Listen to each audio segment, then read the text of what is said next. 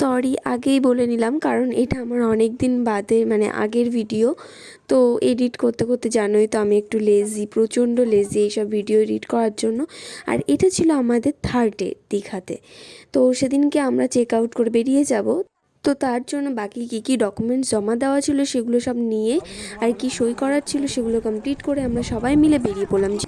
আর আমাদের ট্রেন ছিল রাত্রেবেলা। তো আমরা সারাদিন তো একটু ঘুরে তারপর কাটিয়ে তারপর বাড়ি ফিরবো, এটাই সবার প্ল্যানিংয়ে ছিল। কারণ আমাদের সেদিনকে সকালে 10:30টার মধ্যে চেক আউট করার ছিল।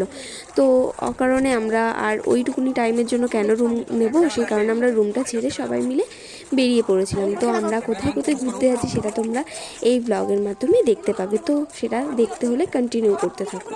তো চলো ভিডিওটা কন্টিনিউ করো। আর এদিকে আমার পুচকুটা আমাকে ভিডিও ধরে দিচ্ছিল, আর এদিকে ওর পাপা আর মাম্মা দুজনে পাগলামি করতে করতে যাচ্ছিল, সেটারই ব্লগ করছিল। তো কি বলছে দেখো তোমরা সবাই।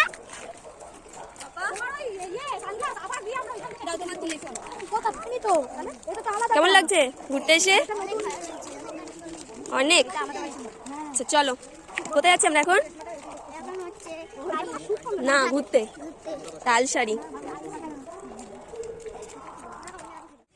আর তারপরে আমরা সারাদিনের জন্য একটা অটো বুক করে নিলাম, সবাই মিলে সেই অটোতে উঠে পড়লাম।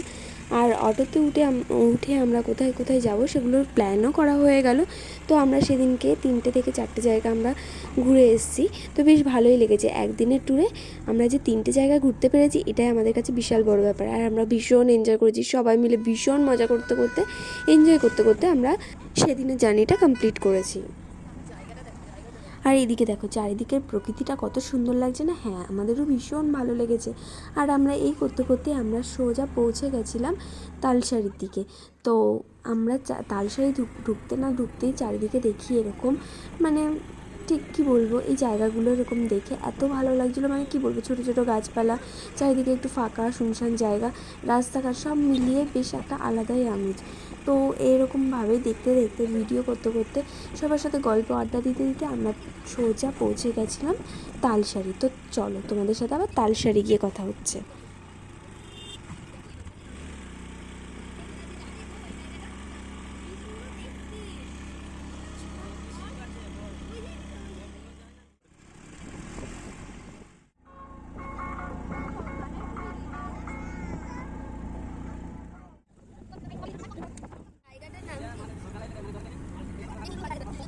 আর আমরা মজা করতে করতে সোজা পৌঁছে গেলাম তাজপুর। যাই হোক, আমাদের প্ল্যান ছিল তালসারি যাওয়ার, তো তালসারি প্ল্যানটা ক্যান্সেল হয়ে আমরা চলে আসলাম তাজপুর। এটা ছিল আমাদের তাজপুর।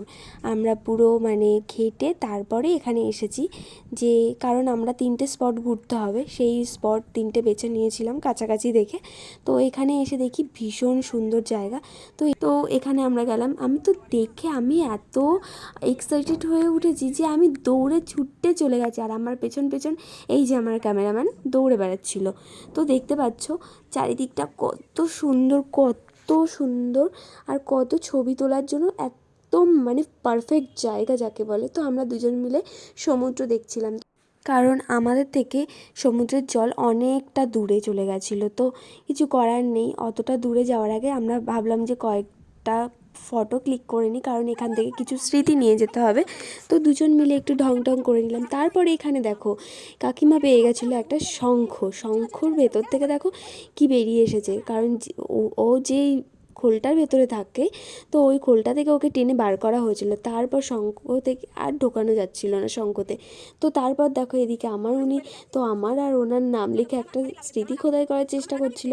আর এদিকে ওনাকে দেখে আবার এই দুটো পুচকি নকল করছিল। তারপর আমরা সোজা দৌড়ে দৌড়ে চলে গেলাম অটোতে ওঠার জন্য, কারণ আমাদের আরও নেক্সট স্পটে যেতে হবে। তো চলো তোমরা দেখতে থাকো আমরা নেক্সট স্পট কোথায় যাই। তো বলতে বলতে আমরা লাল কাঁকড়ার দেশে চলে এসেছি। লাল কাঁকড়ার দেশ বলতে মন্দারমণিতে চলে এসেছি। তো দেখতে পাচ্ছ তোমরা আমরা কোথায় এসেছি। তো এখানে এসে আমার পুচকিটা আবার দৌড়াদৌড়ি করছে, বলে কি আমি আগে যাব আমি। আর এদিকে দেখো মাটি যে উর্বর হয়ে আছে এগুলো কিন্তু সবকটাই ছোট, এই মাটির নিচে ছোট লাল লাল কাঁকড়ায় ভর্তি। আর এদিকে এতগুলো শঙ্খ দেখছো তোমরা, তোমরা ভাবছো তো কোথায় পেলাম, এগুলো কয়েকটা পুচকি এসে দিয়ে বললো যে আমাদেরকে 50 টাকা দাও, তাহলে সব কটা দিয়ে দেবো। তো সব কটা নিয়ে নিলাম আমরা। তো তারপর দেখছি মুখে প্রচণ্ড ট্যান পড়ে গেছে, তো এটা নিয়ে চিন্তা করছিলাম। তারপর বললাম যখন ঘুরতে এসেছি নো টেনশন। তারপর আইসক্রিম খেয়ে একটু রেস্ট নিয়ে আমরা চলে আসলাম সোজা শঙ্করপুর। তো শঙ্করপুরটা তোমাদেরকে চলো একটু ঘুরে দেখায়। যদিও তোমরা অনেকেই চেনো বা দেখেছো, তোমরা এসেছো, আর অনেকেই আসোনি এখনও, তো এখানটা ভিজিট করবে। আমার তো ভীষণ ভালো লেগেছে। তো চারিদিকের পরিবেশটা দেখতে দেখতে চোখে পড়লো এটা তো আকন্দ ফুল গাছ, বেশ সুন্দর তো ফুল ফুটে আছে। তো তোমরা সবাই নিশ্চয়ই চেনো আকন্দ ফুল গাছ, তো এটা আর বেশি বলে লাভ নেই। তো তারপর আমরা চলে গেলাম সোজা একদম সমুদ্রের পাড়ে। আর এদিকে একদিকে সমুদ্রের গর্জনের আওয়াজ আর একদিকে হাওয়া, মানে দুটো মিলিয়ে ভীষণ সুন্দর একটা পরিবেশ পেয়েছিলাম। আর তো রোদ ছিলই, রোদটা যদিও গায়ে লাগছিল না, সমুদ্রের পাড়ে রোদ সেরকম গায়ে লাগে না। তো আমরা ওইভাবেই আমরা হাঁটতে হাঁটতে চারিদিকটা একটু একটু করে ঘুরে দেখছিলাম, আর তোমাদেরকেও যতটা পারছিলাম দেখানোর চেষ্টা করছিলাম। আর এইদিকে ঘুরতে ঘুরতে আমার চোখে পড়লো এখানে তো বড় সুন্দর একটা তিমি মাছের স্ট্যাচু করে রাখা আছে। আর এখানে অনেক রকম অনেক কিছু দিয়ে সাজানো আছে, পাথর টাথর দিয়ে। যাই ওখানে সাজানো আছে। তো আমার ছবি তোলা ভীষণ ইচ্ছা করছিল, তো আমাকে ও সবাই বারণ করছিল যে ওখানে গিয়ে ছবি তুলবি, আবার কেউ কিছু যদি বলে। তারপর আমার তো ভীষণ রাগ হচ্ছিল, আমাকে কেউ ছবি তুলে দিচ্ছে না।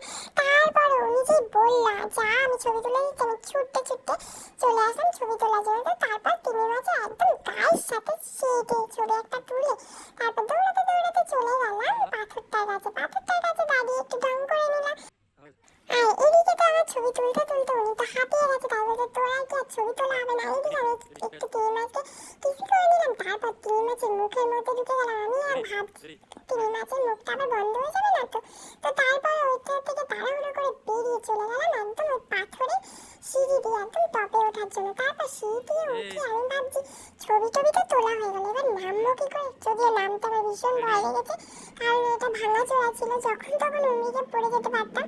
তো তারপর অনেক কষ্ট, দেখো আমার মুখ চোখের অবস্থা দেখে বুঝতে পারো আমার কতটা ভয় পেয়েছিলাম যে নামবো পা ফসকে যদি পড়ে যায়। তারপর দেখলাম যে না ইজিভাবে নেমে গেছে। তারপর এটা টপকে আমি চলে আসলাম, যেহেতু আমার ছবি তোলা কমপ্লিট হয়ে গেছে। আর তারপর আমার ছবি তোলা কমপ্লিট হয়ে গেলে আমি তার হাত থেকে ফোনটা নিয়ে তাকেও কটা সুন্দর সুন্দর ছবি তুলে দিলাম। আর তারপরে চলে আসলাম একটা মন্দিরের কাছে। আর মন্দিরের কাছে এসে দেখি এরকম এক ধরনের একটা অদ্ভুত চাপা কল। তো ওখান থেকে অনেক কষ্টে জল পাম্প করে বার করা হলো। তারপর আমরা ফ্রেশ হয়ে হাত মুখ ধুয়ে আমরা চলে আসলাম মন্দিরের পাশে বসে। পুকুরের মাঝখানে দেখছি অনেক মাছ ঘোরাফেরা করছে, তো তাদেরকে অল্প অল্প দুটো খাবার দিয়ে আমরা চলে আসলাম একদম দীঘার কাছে, মানে নিউ দীঘাতে আবার ব্যাক করলাম। তো পাড়ে বসে কিছু কয়েক ঘন্টা টাইম কাটিয়ে আমরা সোজা চলে গেলাম স্টেশনের দিকে, মানে বাড়ি ফেরার উদ্দেশ্যে। তো তারপর আমরা ট্রেনে উঠে গেলাম। ট্রেনে উঠে আমরা যে যার সিটে বসেও গেলাম। দেন আমরা একটুখানি গল্প করতে করতে ঘুমাতে বাড়িও পৌঁছে গেলাম। তো এই ছিল আমাদের দীঘা ভ্রমণ। তো তোমাদের কেমন লাগলো ভিডিওটা? যদি ভালো লেগে থাকে লাইক কমেন্ট অ্যান্ড সাবস্ক্রাইব করে পাশে থেকো। আবারও দেখা হবে নতুন কোনো ব্লগে। তো ততক্ষণের জন্য টাটা বাই বাই। আর আজকের মতো টাটা, সবাই ভালো থেকো, সুস্থ থেকো, বাই বাই।